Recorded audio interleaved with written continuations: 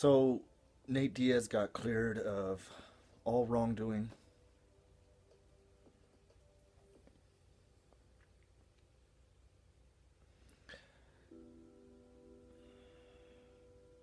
I just want to say and reiterate that he went out and dropped the knowledge on everybody. He dropped the news. Okay? Nate, he did that. Nobody else did it before him because he knew that this was going to be the end result. Now,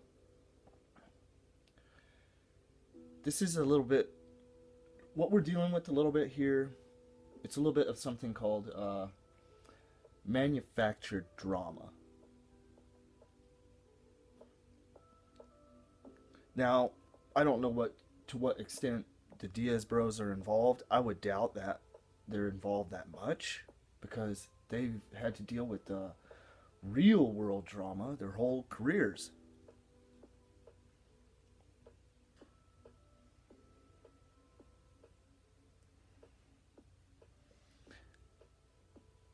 I get a little angry and a little passionate about this kind of shit, but it really don't matter. I'm a huge fan of the Diaz Bros, but they don't pay my bills. Okay? If you've seen a Bronx Tale, you know what I'm talking about. But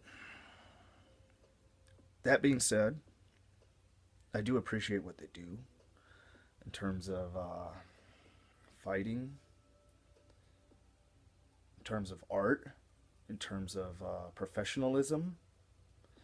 And I am sick and fucking tired of how so many people just treat them like they're just like some low level thug. And they are thugs, but I mean that as a compliment when I say that. They're like fucking gangster. And everybody in this country can appreciate that who wasn't here first. And even the ones who were here first can appreciate that shit because they had their own fucking gangsters running around before we got here and fucked shit up. I'm talking about my European side, by the way. At any rate, I'm a huge fan of Nate Diaz. I think he's an amazing athlete. I think he's an amazing fighter. And